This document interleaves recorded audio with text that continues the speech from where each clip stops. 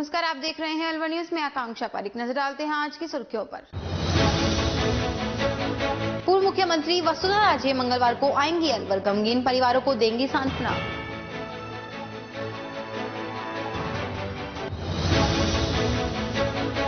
Depression में युवक ने जहर खाकर की आत्महत्या, मृतक युवक कर रहा था प्रतियोगी परीक्षाओं की तैयारी।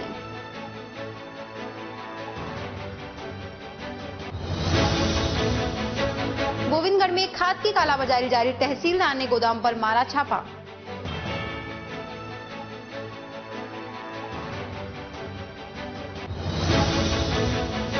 बीएमए के बैनर तले उद्योगपतियों का धरना जारी, कहा समस्याओं का समाधान नहीं होने तक धरना जारी रहेगा, मंगलवार को करेंगे चक्का जाम। अब खबरें विस्तार से।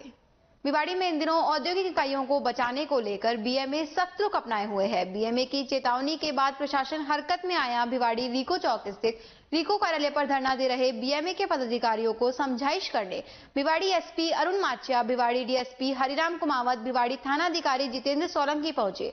भिवाड़ी डीएसपी हरिराम कुमावत ने बताया कि बीएमए के अधिकारियों से मंगलवार को चक्का जाम न करने को कहा। उन्होंने बताया कि अभी सभी पदाधिकारी विचार विमर्श कर रहे हैं। इधर बीएमए अध्यक्ष सुरेंद्र चौहान ने बताया कि औद्योगिक नगरी भिवाड़ी को बचाने के लिए चक्का जाम अवश्य करेंगे और आवश्यक हुआ तो गिरफ्तारी भी देंगे।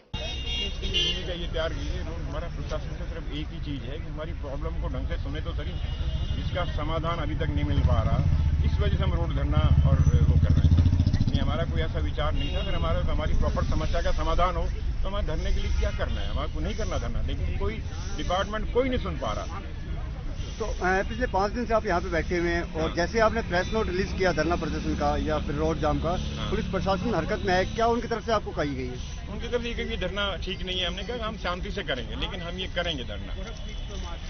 धरने के विरोध में गिरफ्तारी की बात की गई थी। गिरफ्तारी अगर करेंगे तो हम उसके लिए तैयार हैं। हमारी समस्या का हल चाहिए हमारे को। गिरफ्तार का कहीं भी ले जाए हमारे को, हमारी समस्या हल हो जाएगी तो हमारे को करने की जरूरत नहीं है। जब तक समस्या नहीं हल होगी तो कल भी करेंगे, लगातार करते हैं। क्यों, हमारी इंडस्ट्री तो बंद ही कर दी, तो जब हम इंडस्ट्री में खाली बैठे तो यहाँ आके बैठ जाएंगे, रोज धरने पे बैठेंगे और क्या करेंगे।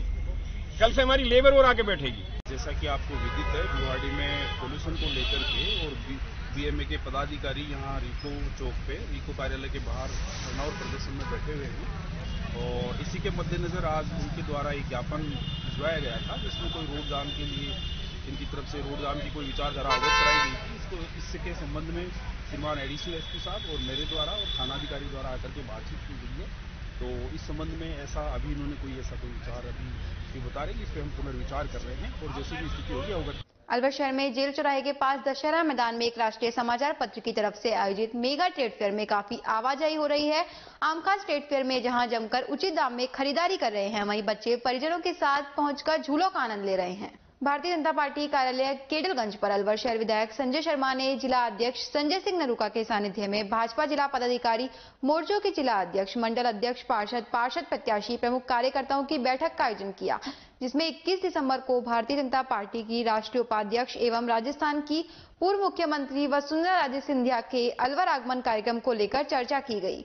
बैठक में शहर विधायक संजय शर्मा ने सभी को अवगत कराया कि भाजपा के राष्ट्रीय उपाध्यक्ष श्रीमती वसुंधरा राजे अलवर में भाजपा परिवार में हुई अपूरणीय क्षति, जीतमल जैन के देवलोक गमन सहित 1-2 अन्य भाजपा परिवारों में शोक संवेदना व्यक्त करने के लिए 12:30 बजे अलवर आएगी। हेलीकॉप्टर से उतरने के बाद वे हेलीपैड पर शहर तथा जिले से आए भाजपा कार्यकर्ताओं से भी मिलेंगी। इस अवसर पर जिला अध्यक्ष संजय नरूका ने कार्यकर्ताओं को 16 को आयोजित हुई जन आक्रोश रैली की सफलता की बधाई दी। अलवर के प्रभारी मंत्री बीडी कल्ला ने प्रताप ऑडिटोरियम में करीब 50 करोड़ से ज्यादा की योजनाओं का लोकार्पण और शिलान्यास किया। इसके बाद दिव्यांगों को ट्राई साइकिल दी। बीडी कल्ला ने कहा, अलवर में 900 करोड़ की लागत से बनी सड़कें बनेंगी व सड़कों के मरम्मत कार्य शुरू होंगे। अलवर में जल्द मेडिकल कॉलेज का काम शुरू हो, इसके लिए काम चल रहा है। 6 माह में मेडिकल कॉलेज का काम शुरू हो जाएगा। अलवर जिले में बढ़ते क्राइम के ग्राफ को कम करने के लिए यहाँ पुलिस को बेहतर संसाधन उपलब्ध कराए जा रहे हैं। साइबर क्राइम की पुलिस को ट्रेनिंग दी जा रही है। अलवर के प्रभारी मंत्री बीडी कल्ला ने सरकार के 3 साल पूरे होने पर अलवर में कई कार्यक्रमों में शामिल हुए। सोमवार को उन्होंने अलवर जिला दर्शन पुस्तिका का विमोचन किया। उसके बाद पत्रकारों से बातचीत में कहा कि सरकार बेहतर काम कर रही है। राजस्थान में अन्य प्रदेशों की तुलना में ज्यादा काम हो रहा है। 30 जिलों में सरकार ने मेडिकल मेडिकल कॉलेज स्वीकृत कराए हैं। प्रदेश में अंग्रेजी माध्यम के स्कूल चल रहे हैं। साथ ही प्रदेश के मुख्यमंत्री ने महिलाओं के लिए उड़ान कार्यक्रम शुरू किया है। अलवर में जो सड़कें खराब है वे उन पर टोल वसूला जा रहा है। उन पर टोल माफ कराने के लिए मंत्री में विभाग से बातचीत की जाएगी। साथ ही टूटी हुई सड़कों को ठीक कराने में नई सड़कें बनाने के लिए 900 करोड़ रुपए खर्च होंगे। प्रशासन गांव के संग प्रशासन शहरों के संघ के तहत किसानों के नामकरण, रास्तों का निस्तारण व अन्य आमजन से जुड़े हुए कार्य सरकार कर रही है। उन्होंने कहा कि साल 2024 से पहले प्रत्येक घर में पानी का कनेक्शन होगा। अलवर सहित पूरे प्रदेश के 17 जिलों के ग्रामीण क्षेत्र में दिन में भी अब बिजली सप्लाई हो रही है। देखिए, महंगाई के लिए तो केंद्र सरकार जिम्मेदार है। आप जानते हैं कि जो टंकी 400 रुपए में मिलती थी कांग्रेस के राज में, आज वो 1000 रुपए के करीब मिल रही है। डीजल और पेट्रोल का कच्चा तेल दुनिया भर में महंगा था। मनमोहन सिंह जी प्राइम मिनिस्टर थे, उस समय सब्सिडाइज रेट के ऊपर डीजल और पेट्रोल मिलता था।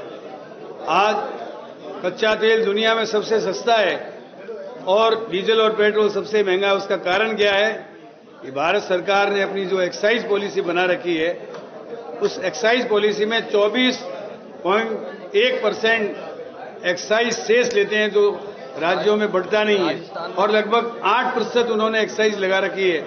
तो इस तरीके से 31% से ज्यादा जो एक्साइज और एक्साइज सेस लगा रखा है, उसके कारण डीजल और पेट्रोल महंगा है। राजस्थान के पूर्व मुख्यमंत्री और डीजल और पेट्रोल महंगा होता है तो यातायात के साधन महंगे हो जाते हैं। उससे अनाज, आटा, दाल, कपड़ा, स्टील, सीमेंट सब महंगे हो जाते हैं। तो महंगाई बढ़ने का कारण तो केंद्र सरकार की गलत नीतियां हैं। अलवर के चर्च रोड पर सोमवार को जमकर हंगामा हुआ। कुछ लोग सड़क पर बैठ गए। उन्होंने न्याय की मांग की। मामले की सूचना मिलते ही पुलिस मौके पर पहुंची और लोगों की समस्या सुनी। वहां मौजूद लोगों ने बताया कि चर्च रोड स्थित एक दुकानदार से पुराने हिसाब का पैसा लेने आए थे। इस पर दुकानदार ने अपने बेटे व 2 नौकरों के साथ मिलकर उनके साथ मारपीट की। महिला कर्मी के साथ भी अभद्र व्यवहार किया। लोकेश शर्मा नाम के व्यक्ति ने मामले की शिकायत पुलिस को दी है। पुलिस ने FIR दर्ज करते हुए जांच पड़ताल शुरू कर दी है। आदमी का ये क्या नाम है, अभिषेक चमनलाल जी का काम किया। उन्होंने मजदूरी तय हुई 15,000 रुपए। 15,000 रुपए उसके लड़के से मांगे, उसने नहीं दिए। उससे मांगे, उसने नहीं दिए। हम उसकी दुकान पे आए, भाई साहब हमारे पैसे दे दो। तो उसके लड़के ने, उसने और 2 लड़के और साथ में ला करके डंडे से, सरिये से और बेल्टों से हमको मारा। ये सर फोड़ दिया, मेरे एम्प्लॉय का फोड़ दिया। किस चीज से पैसे दे? मेरी फीस थी साहब, ठीक है ना। मैंने उसको कंसल्टेंसी प्रोवाइड करी थी। और ये लेडीज को हमारे ऑफिस के स्टाफ के साथ बदतमीजी करी, इनके कपड़े खींचे और इनको धक्का दिया। सूचना मिली कि चर्च रोड पर झगड़ा हो रहा है। इस सूचना पर मौके पर आया तो मालूम किया तो लोकेश शर्मा ने एक रिपोर्ट पेश की है कि उसके साथ में चिमनलाल और रविंदर ने आपसी रुपए के लेन देन की बात को लेकर के और मारपीट की है।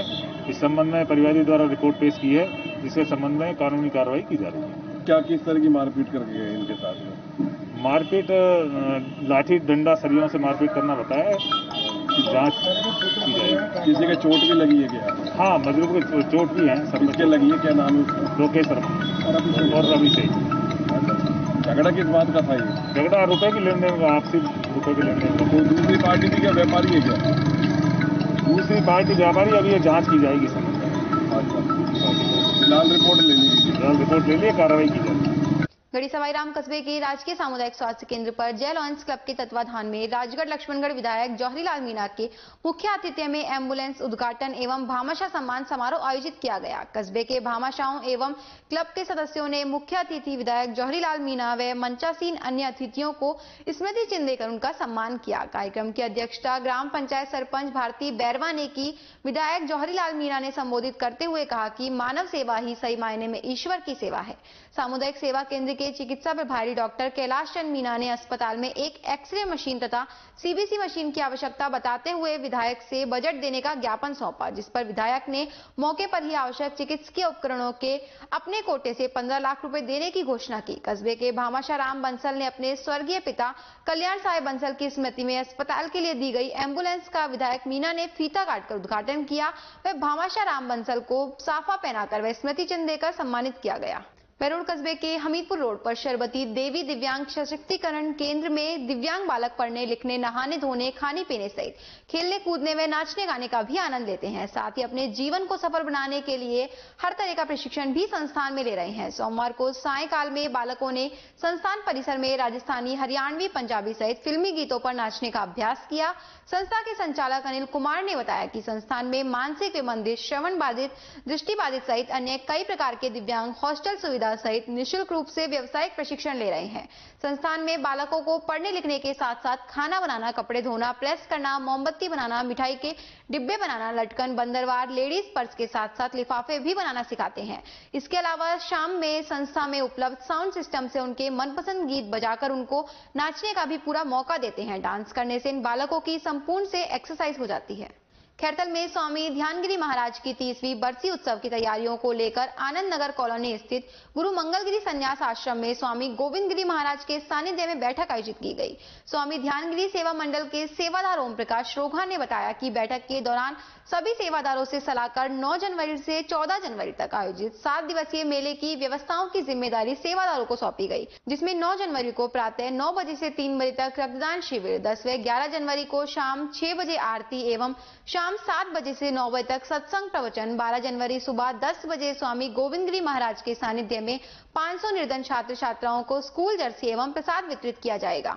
13 जनवरी को सुबह 5 बजे प्रभात फेरी, 11:15 बजे ध्वजारोहण, 14 जनवरी को सुबह 9 बजे हवन यज्ञ, 11 बजे कन्या भोज, 11:15 बजे सत्संग प्रवचन, दोपहर 12 बजे विशाल आम भंडारा, शाम 6 बजे पल्लव, शाम 7 बजे बहराना साहिब का आयोजन किया जाएगा। राजगढ़ ब्लॉक के दुब्बी गांव में कोविड स्वास्थ्य सहायक की विभिन्न मांगों को लेकर शिक्षा व प्रभारी मंत्री बीडी कल्ला को अभिषेक शर्मा के नेतृत्व में ज्ञापन सौंपा। राजस्थान स्वास्थ्य सहायक एसोसिएशन के वरिष्ठ जिला उपाध्यक्ष वेद प्रकाश शर्मा व भाग्यशाली मीना ने बताया कि ज्ञापन में राजस्थान सरकार ने कोरोना से जंग जीतने के लिए राजस्थान प्रदेश में कोविड स्वास्थ्य सहायक पद की मेरिट के आधार पर भर्ती निकाली गई। वह सभी कोविड स्वास्थ्य सहायक वैक्सीनेशन एवं कोविड मरीजों की देखभाल, आम नागरिकों के स्वास्थ्य के प्रति जागरूकता फैलाने, वैक्सीनेशन टीकाकरण में मुख्य भूमिका निभा रहे हैं, जिसमें संविदा पर कार्यरत कोविड स्वास्थ्य सहायकों को नियमितीकरण करने, अन्य संविदा कर्मियों की भांति संविदा कर्मियों में गिना जाने एवं अतिरिक्त ड्यूटी पर वेतन दिए जाने की मांग की। अलवर शहर में नलिन डेयरी के 10 आउटलेट्स रिटेल काउंटर शुरू कर दिए गए हैं। नलिन डेयरी के फाउंडर व ओनर पंकज शर्मा और गौरव शर्मा ने अलवर न्यूज को बताया कि उनका उद्देश्य सिर्फ बेरोजगारों को रोजगार देकर स्वावलंबी बनाना है। नलिन डेयरी के प्रोडक्ट मेरिट के नाम से बाजार में उपलब्ध है। प्रोडक्ट में दूध से संबंधित तमाम प्रोडक्ट, दूध, दही, छाछ, पनीर, घी, बटर, चीज और मिल्क पेस्ट से संबंधित प्रोडक्ट शामिल है। फिलहाल 10 आउटलेट रिटेल काउंटर शुरू किए गए हैं, लेकिन भविष्य में मेरिट के साथ जोड़कर 100 आउटलेट्स खोले जाएंगे। नलिन डेयरी का शुद्धता का विशेष ध्यान रखा है। मैं पंकज शर्मा, नलिन डेयरी का फाउंडर एवं ओनर। मैं आप सभी लोगों से ये निवेदन करना चाहता हूं कि हम लोगों ने अलवर में 10 आउटलेट खोले हैं हमारे, जिसमें डेयरी एवं डेयरी के उत्पाद जितने भी होते हैं, दूध, दही, छाछ, पनीर, घी, ये हम आपको अवेलेबल करवाएंगे। और हमारे जो नलिन डेयरी के जो उत्पाद हैं वो मेरिट के नाम से दिए जाएंगे और हमारा लक्ष्य है अलवर में 100 डेयरी आउटलेट खोलने का एवं लोगों को स्वावलंबी एवं रोजगार के अवसर प्राप्त करवाने का। हम आप लोगों से यही विनती करते हैं, आपका प्रेम आशीर्वाद हमको हमेशा मिलता रहे। देखिए, आप सभी को नमस्कार। नलिन डेयरी ने आज 10 आउटलेट से अपनी रिटेल काउंटर्स को स्टार्ट किया है, जिसमें हम प्रोडक्ट्स की अगर हम बात करें, दूध, दही, छाछ, पनीर, घी, बटर, चीज़, मिल्क बेस्ड प्रोडक्ट जितना भी होता है और वो सारे उपलब्ध करवाए जाएंगे। इसके अलावा नलिन डेयरी की तरफ से मेरिट मिल के साथ साथ भी आने वाले समय में प्रोडक्ट्स को जोड़ा जाएगा और ज़्यादा से ज़्यादा प्रोडक्ट शहरवासियों को उपलब्ध करवाए जाएंगे। इसके लिए हम 100 आउटलेट्स का टारगेट बना के चल रहे हैं। डेरा सच्चा सौदा सिरसा की ओर से चलाए जा रहे मानवता भलाई के तहत ब्लॉक अलवर की 7 संगत ने राजीव गांधी सरकारी अस्पताल में मरीजों को 250 पैकेट फल फ्रूट के वितरित किए। अलवर नगर परिषद के नवनियुक्त सभापति मुकेश सारवान, मेडिकल स्टाफ पार्षद धारा सिंह, भाई अंकुर आहूजा, मदन तनेजा, गुलशन, सुरेंद्र, इंद्रपाल, निक्कू, दीपक, ओम प्रकाश, रघुवीर, संजय, वंश, लोकेश, राजकुमार, बहन हेमा, शिप्रा, रश्मि, कविता, सीमा, तनेजा, रेणु, रुक्मणी, पूजा, दिव्या, चंद्रकांता आदि green S welfare force wing के सभी सेवादार मौजूद रहे। माचाड़ी कस्बे में स्थित खोखरा के मंदिर में आमसभा का आयोजन किया गया। आमसभा से पूर्व विष्णु भगवान की पूजा अर्चना की गई। उसके बाद महंत जुगलदास महाराज का आशीर्वाद लेकर आमसभा शुरू की।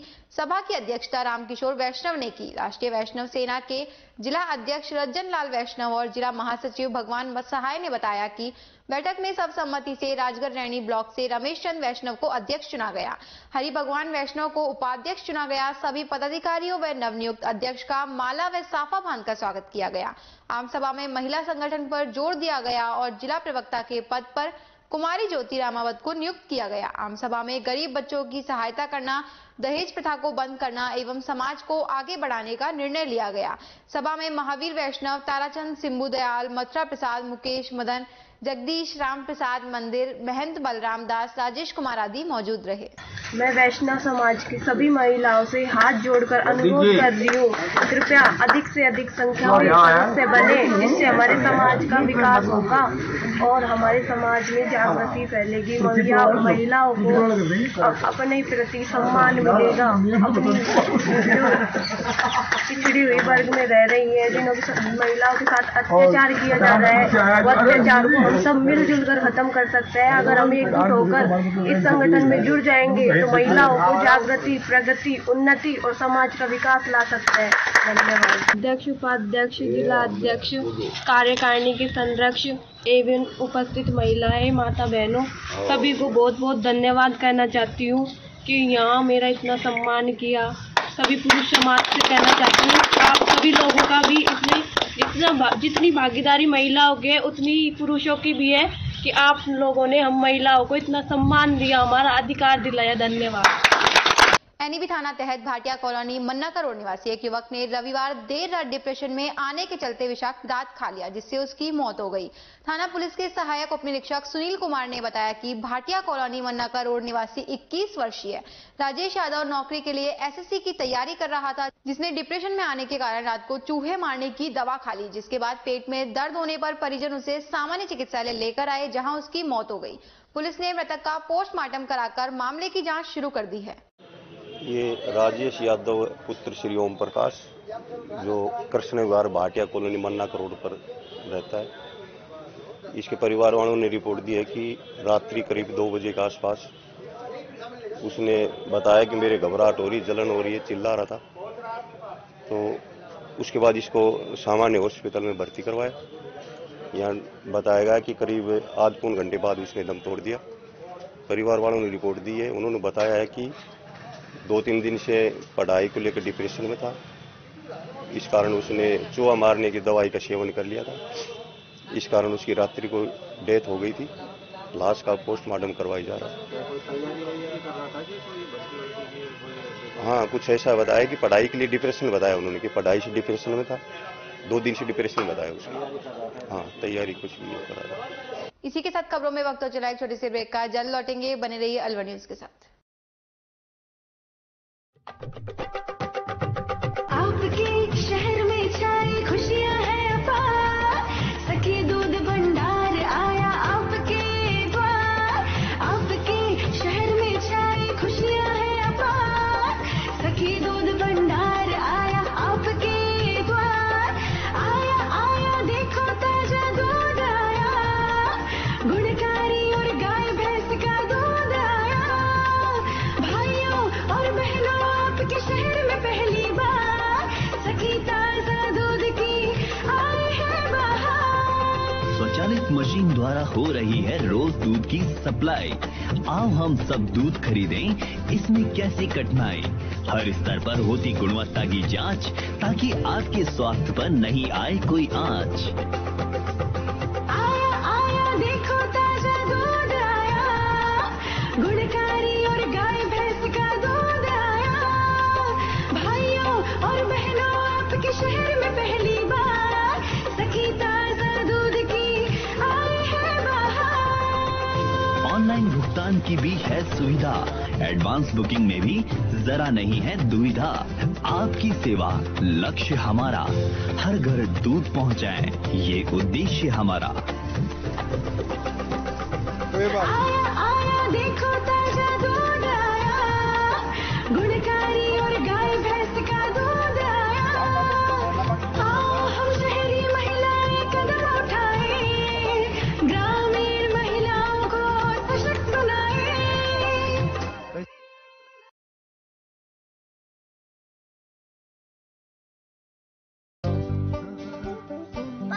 मुझे भी।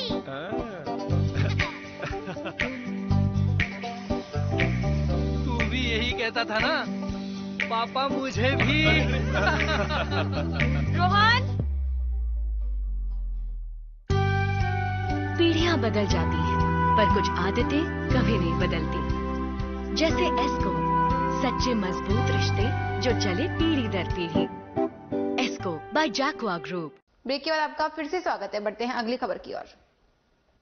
जिले के प्रभारी एवं प्रदेश के शिक्षा मंत्री डॉक्टर बीडी कल्ला ने सूचना केंद्र में प्रदर्शनी का उद्घाटन के दौरान कहा कि अलवर जिले को अरावली पर्वतमाला के रूप में प्रकृति मिली है। प्रत्येक परिवार को एक पौधे लगाने का प्रयास करना चाहिए। सरकार ने प्रदेश में शिक्षा एवं स्वास्थ्य के क्षेत्र में आगे बढ़ाने के साथ निरोगी राजस्थान का संकल्प लिया है। कल्ला ने बेरोजगारी भत्ते को लेकर कहा कि सभी बेरोजगारों को भत्ता दिया जा रहा है और कोर्ट के फैसले के बाद बेरोजगार शिक्षकों को नौकरी दी जाएगी।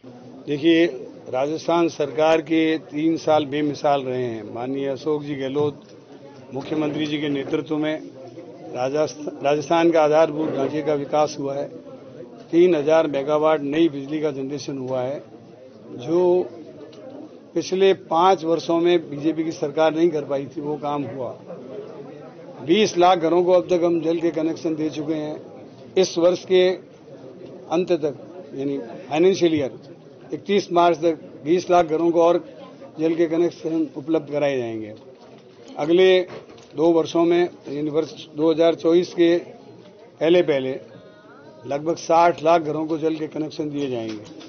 सड़कों का जाल बिछा है। राजस्थान में जगह जगह अंडरब्रिज, ओवरब्रिज, एलिवेटेड रोड्स बनी है। इसके अलावा यातायात के साधनों का विकास हुआ है राजस्थान में। राजस्थान में शिक्षा का विकास हुआ है, चिकित्सा का विकास हुआ है। पहले माननीय मुख्यमंत्री जी ने दवाइयां फ्री की, उसके बाद जांचें फ्री की, उसके बाद में उन्होंने मुख्यमंत्री चिरंजीवी योजना जो शुरू की है, उसके अंतर्गत 3.5 करोड़ लोगों का 3000 करोड़ का बीमा राशि खुद ने उन्होंने जमा कराई है। उससे 3.5 करोड़ लोग 5 लाख तक का कैशलेस इलाज करा सकेंगे। अन्य लोग जो वंचित रह गए हैं, जैसे इनकम टैक्स पे करने वाले लोग हैं और जिनकी इनकम अच्छी है, वे मात्र 850 रुपये में अपना बीमा करा सकते हैं और 1 साल तक कैशलेस इलाज 5 लाख तक का ले सकते हैं। 850 रुपये उनका भी राज्य सरकार जमा कराएगी। सरकार की बहुत सारी अच्छी योजनाएं हैं, बहुत सारे काम हुए हैं। अलवर में कॉलेज खुले हैं, स्कूल खुले हैं। आपने महात्मा गांधी शुरू कार्य, बहुत अच्छी बात है। मेडिकल कॉलेज में आपने कहा 33 जिलों में 30 में शुरू हो गया है। अलवर ऐसे दुर्भाग्यशाली क्यों है कि 3 में शामिल है? यहाँ की जमीन का 3 में नहीं है सर, डिसाइड हो गया। अभी एक्चुअली एक सैंक्शन आनी है कि 3 में शामिल नहीं है, 30 में शामिल है। तो जैसे ही आएगा, हमने बात कर ली सर, उनको शिफ्ट कर दिया। जमीन वगैरह दे। ऐसा है, देखिए ऐसा है, ये 30 जिलों में जो मेडिकल कॉलेज मंजूर हुए हैं, उनकी जमीन वगैरह तय हो चुकी है और बहुत शीघ्र हम माननीय मुख्यमंत्री जी से इसका प्लान वगैरह तय करवा करके इसका शिलान्यास करवा देंगे। देखिए, टेक्निकल डिफिकल्टी के आधार पर कभी भी कोई लाइट वगैरह जा सकती है, लेकिन लाइट की कोई राजस्थान में कमी नहीं है।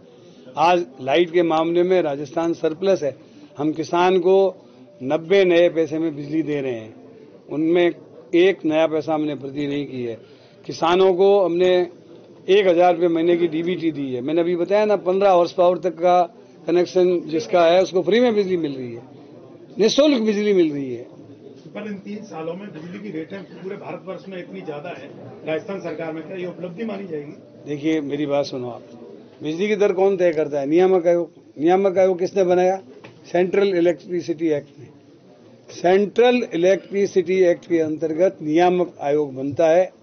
नियामक आयोग में भारत सरकार के प्रतिनिधि आकर के उसको चयन करते हैं। नियामक आयोग क्वासी जुडिशियल है, अर्ध न्यायिक है। उसके जो भी निर्णय होते हैं उसको मानना पड़ता है। मैंने विधानसभा में भी कहा था कटारिया जी को और विपक्ष के उपनेता को कि आप नियामक आयोग से जो रेट तय करवाना चाहते हैं कर दीजिए, हम लागू कर देंगे। इसलिए इसमें राज्य सरकार का कुछ भी नहीं है। अच्छा, मंत्री महोदय में सबसे ज्यादा एसीडी के मुकदमे दर्ज हुए। 466 मामलों में अभिनियोजन स्वीकृति नहीं दी गई राज्य सरकार के द्वारा। सिर्फ आंकड़ों की संख्या बढ़ा रही है सरकार, या कार्रवाई ट्रैक तो होती है, अभियोजन नहीं मिलता। ऐसा है, अभियोजन स्वीकृति में आप जानते हैं कि थोड़ा समय लगता है, लेकिन फिर भी नेता अधिकारी सब नहीं, कोई नेता अधिकारी किसी को संरक्षण नहीं दे रहे हैं। देखिए, पहले तो अपराधी पकड़े ही नहीं जाते, तब अपराधी पकड़े जा रहे हैं, उनके खिलाफ कार्रवाई हो रही है। अभियोजन की स्वीकृतियां भी, देखिए मैं यूपी नहीं देख रहा हूं, लेकिन अभियोजन की स्वीकृति भी सर्वाधिक इस सरकार में दी गई है। अपराधी को बचा रही है ना? नहीं बचा रही है। अपराधियों के प्रति किया, या तो आपको ऐसी भी विश्वास नहीं है जो अभियोजन स्वीकृति नहीं दे रहे हैं? सर, निलंबन की कार्रवाई में 2-2 सप्ताह लग जाते हैं आपकी सरकार में। मैं 4.5 साल तक इस प्रदेश का कार्मिक मंत्री रहा हूं, मुझे ये सौभाग्य मिला है। हमारे वक्त में और आज भी, अरे यार, एक आप प्रश्न पे प्रश्न कर रहे हो, बोलने तो दो। आप ही का वक्त है, आप पुराने वक्त तक बात करो जब आप सरकार। अभियोजन की स्वीकृतियां पिछली सरकार से ज्यादा दी गई है, मैं दावे के साथ कहता हूँ। 100% क्यों नहीं मानते? 100% में ऐसा है, कोई आदमी को जो है, एक व्यक्ति का अभी मैंने केस सुना था, वो अपने पिताजी की अस्थियां डाल के आया था, और जो व्यक्ति 25,000 रुपया उनसे उधार लेके गया था, 500 रुपये उसकी जेब में डाल दिया। तो अभियोजन की स्वीकृति में गलत कर रही है, इसका अर्थ ये हुआ? नहीं, मैं नहीं कह रहा हूँ ऐसा। आप मेरे मुंह में शब्द क्यों डाल रहे हैं? नो, मैं बहुत पुराना, 40 वर्ष पुराना आदमी हूँ भैया। अनुभवी है। हाँ, अनुभवी हूँ, तो आप मेरे मुंह में शब्द मत डालो। अच्छी बात है। हाँ, आप अभियोजन में मतलब साक्ष्य वगैरह देख करके और अभियोजन की स्वीकृति दी जाती है, और अधिक से अधिक लोगों को स्वीकृति दी गई है। आपको कोई स्पेसिफिक केस हो तो बता दो, हम ध्यान कर लेंगे। सरकार पे हाँ, कि बलात्कार के मामले हो रहे हैं। कल भिवाड़ी में एक बच्ची न्याय को लेकर बैठी रही अपने परिवार के साथ। क्या बेमिसाल सालों में गिने जाए? ऐसा है कि राजस्थान में पहले जो भी कमजोर वर्ग होता था, उसकी आवाज को पिछली शासन में सुना नहीं जाता था। अब तो मुख्यमंत्री जी ने यहाँ तक कर दिया कि थाने में यदि कोई सुनवाई नहीं होती है तो एसपी सीधी एफआईआर, पहले एसपी एफआईआर लॉन्च नहीं कर सकता था, तो एफआईआर बढ़ी है, तो दंड भी जो है पहले एफआईआर के साथ। अरे यार, मेरे को बोलने तो दो, मैं पहले इसका जवाब तो दे दूं। अधिकार है सर, बता रहे हैं वही बात आप। हाँ, कि एफआईआर के साथ साथ अपराध की जो संख्या है वो भी बढ़ी है।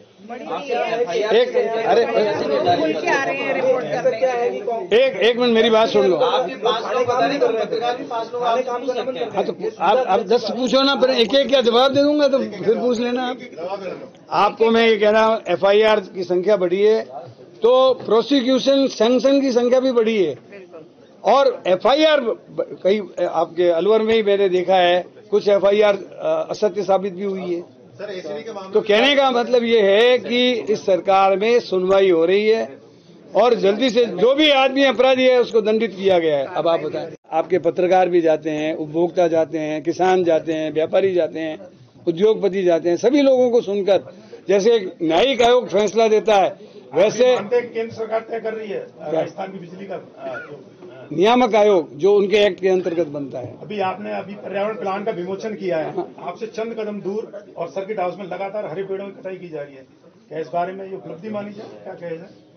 नहीं, देखिए मेरी बात सुनो, आपने जो बात कही है इसको मैं पहले तो पूछूंगा कि क्या बात है। एक मिनट यार, आपने पूछ लिया, मेरे को जवाब तो देने दो पत्रकार जी। जो झाड़ियां कटी है या पेड़ कटे हैं, उसकी मैं खुद सर्किट हाउस जाऊंगा तो निरीक्षण कर लूंगा। हरे पेड़ नहीं कटने चाहिए। यदि किसी ने जूली, आप कलेक्टर साहब ये कहें, जूली फ्लोरा और जो वन सर आप बात करें, कोई पेपर लीक नहीं हुआ। जयन भर्ती का 2018 का पेपर लीक हुआ। 2018 का कोई पेपर नहीं। हाँ, भिवाड़ी में एनजीटी का भी बहुत सारा निर्देश है, भूमि जो है वो परेशान है, बंद कर दी गई है, हम नहीं चला सकते। जो लोग धरने पर हैं, बहुत सारी लेबर है, वो काम नहीं मिल रहा है। एनजीटी तो केंद्र सरकार की है ना। हाँ हाँ, जो हाँ, उद्यमी जो है वो क्योंकि एनजीटी के आदेश के बाद उद्योग बंद कर दिए गए। हाँ, जो उद्योगपति हैं वो धरना दे रहे हैं, और जो लेबर है वो भी परेशान है। तो क्या रास्ते से कोई निकल सकता है? क्या सोच रहे हैं? एनजीटी में सब लोग अपने अपने क्लेम करें, वो मेरिट के आधार पर तय कर देंगे। उद्यमियों को सर तो और क्या बताएं। मैं एक आखिरी सवाल, आपने पर्यावरण की बात करी, एक सेकंड, पर्यावरण की बात करी, प्रदूषण की बात करी, रोकथाम की। आपने कहा स्कूलों में बच्चे पेड़ लगाएं, प्रदूषण रुकेगा। आपका अलवर में मत्स्य उत्सव हुआ, उसमें डीजल इंजन जनरेटर काम में लिया गया। शहर में एक ट्रेड फेयर लग रहा है, वहाँ डीजल इंजन से बड़े बड़े झूले चल रहे हैं। शिकायतें उस पर सरकार कार्रवाई नहीं करती, प्रशासन कार्रवाई नहीं करती। क्या सिर्फ मन से भाषण तक सीमित है सरकार? नहीं, आपने जो बातें कही है मैं डिस्ट्रिक्ट अथॉरिटी से डिस्कस करूंगा। शिकायतें एक सप्ताह पूर्व सीएम पोर्टल तक हुई है, फिर भी कोई कार्रवाई नहीं है। आपका संपर्क पोर्टल ओनली फॉर एक शिकायत करने का माध्यम बन गया है। समानांतर उसका निस्तारण कब होगा? निस्तारण भी हो रहा है। 96% शिकायतों का निस्तारण है हमारे पोर्टल का। आप पता कर लें। अब नहीं क्या, मैं तो आपको चर्चा पर बता रहा हूँ। नहीं मिल पाया, और सबसे बड़ी बात, कंप्यूटर सहायक आपके कांग्रेस की राष्ट्रीय महासचिव प्रियंका गांधी से मिले और परीक्षा में 2018 के छात्र हाईकोर्ट तक पहुंच गए। रीट के छात्रों के। अब इसमें देखो, मेरी बात सुनो। आपने दो प्रश्न उठाए, एक तो रीट का और एक 3,42,000 बेरोजगारों को हम बेरोजगारी 27 लाख बेरोजगार छात्रों को बेरोजगारी भत्ता नहीं मिल रहा है, वो बढ़कर के 35 लाख हो गया। 3,42,000 को मिल रहा है। आप एक भी व्यक्ति जो एलिजिबल है, और एक मिनट, जिसको नहीं मिल रहा है उसको पेश कर दो, मैं दिलवा दूंगा। सर एक आखिरी सवाल है। हाँ, और आपने रीट की बात कही। रीट की परीक्षा का परिणाम हाईकोर्ट में एक डिसीजन आने वाला था, वो आ गया है। जल्दी से जल्दी परिणाम आएगा, 30,000 लोगों को नियुक्ति मिल जाएगी।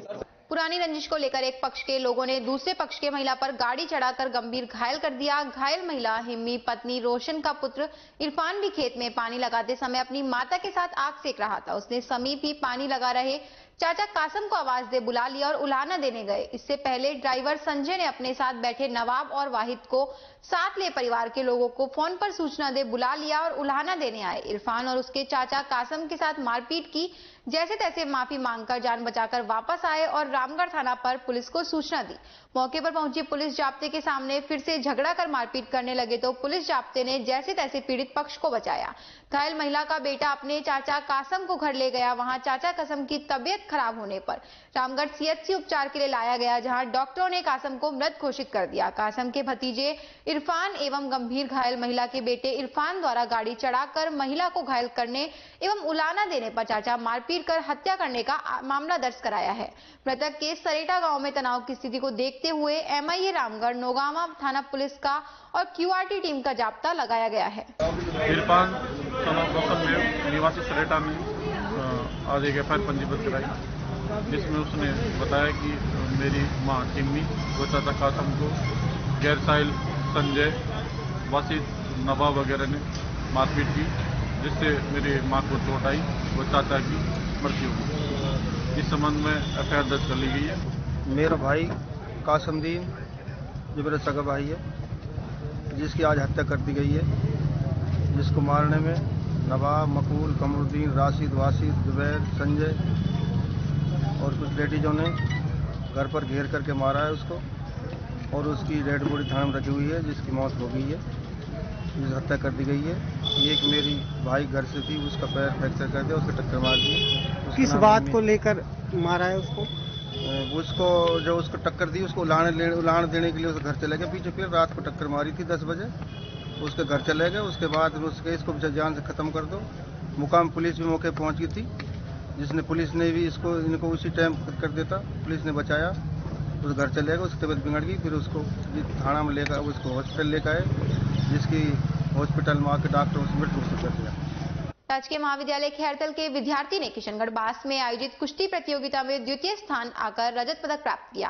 प्राचार्य डॉक्टर अंजू रानी ने बताया कि राजर्षि भर्तृहरि मत्स्य विश्वविद्यालय के तत्वाधान में चल रही अंतर महाविद्यालय खेलकूद प्रतियोगिता में महाविद्यालय के द्वितीय वर्ष के विद्यार्थी भीम सिंह ने दूसरा स्थान प्राप्त किया। राजकीय महाविद्यालय खैरतल के विद्यार्थी इन प्रतियोगिताओं में बड़े उत्साह और उमंग के साथ भाग ले रहे हैं और बेहतरीन प्रदर्शन कर महाविद्यालय के लिए पदक प्राप्त कर रहे हैं। इससे महाविद्यालय का स्टाफ और बेहद विद्यार्थी उत्साहित हैं।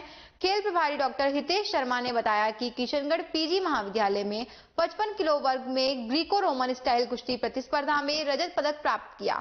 भीम सिंह को विद्यार्थियों की उपस्थिति में कॉलेज प्राचार्य तथा स्टाफ द्वारा सम्मानित किया गया। मेरा नाम भीम सिंह, मैं द्वितीय क्लास में हूँ और अभी मैंने ग्रीको रोमन रेसलिंग में सिल्वर मेडल प्राप्त किया है। आशा करूँगी मेहनत से अगले वर्ष में गोल्ड मेडल लाने की तैयारी करूँगा और लाऊंगा गोल्ड मेडल।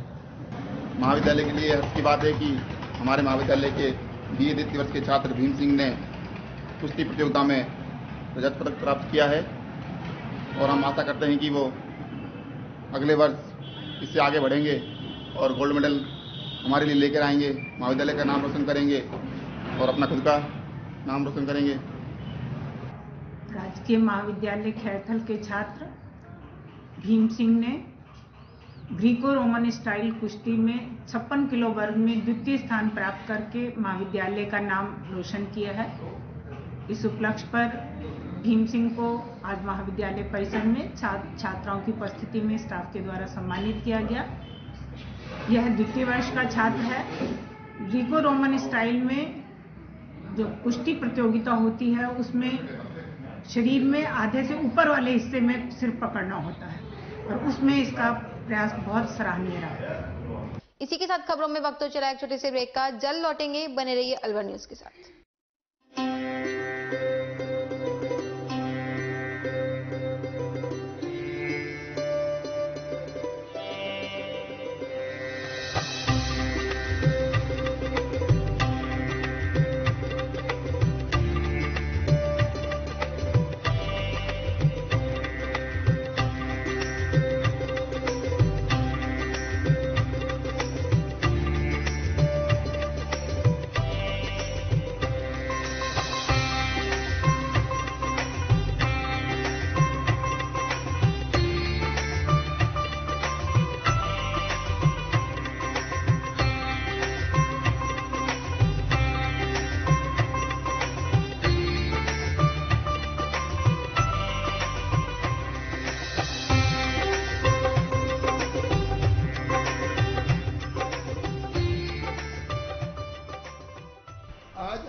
शालीमार में बाबा ठाकुरदास एंड सन्स की कलाकंद की शॉप का ओपनिंग हुआ।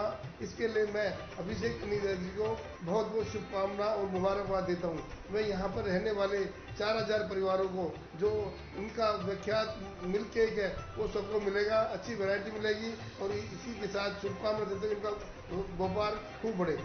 अमेरिका तक जाने वाला कलाकंद अब आ गया है अपरागढ़ शालीमार में। आप सबको मुबारक हो। अपरागढ़ शालीमार में आ गया है बाबा ठाकुरदास का कलाकंद जो कि अमेरिका तक जाता है। अलवर वासियों के दिल में अपनी अलग पहचान बना चुके त्रिहान ग्रुप खास आपके लिए लेकर आए हैं नगर विकास न्यास अलवर द्वारा अनुमोदित अलवर की बेहतरीन अफोर्डेबल आवासीय योजना, जिसमें आपके लिए उपलब्ध है सुरक्षित जीवन शैली, वो भी सिर्फ नाम मात्र की कीमतों में। कोई भी मन बनाने से पहले साइट विजिट जरूर करें, क्योंकि फ्लैट की कीमत है सिर्फ 5,15,000 रुपए से शुरू। अलवर भिवाड़ी मेगा हाईवे पर स्थित ये टाउनशिप आपके लिए पूरी तरह से सेफ है, जहां आपको मिलेंगी चौड़ी सड़कें, हरे भरे गार्डन, मंदिर और गुरुद्वारा। तो जल्दी कीजिए, सीमित फ्लैट्स उपलब्ध।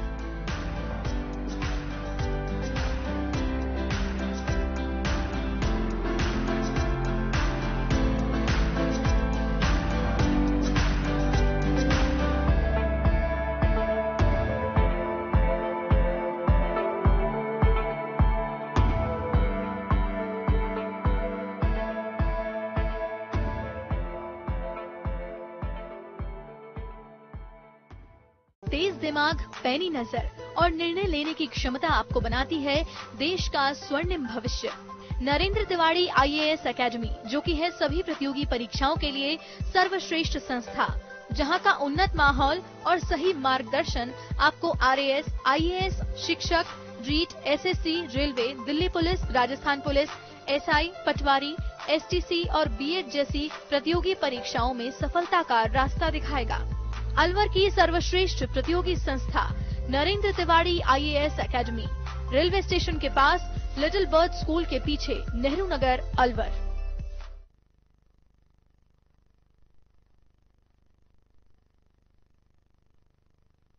ब्रेक के बाद आपका फिर से स्वागत है। बढ़ते हैं अगली खबर की ओर।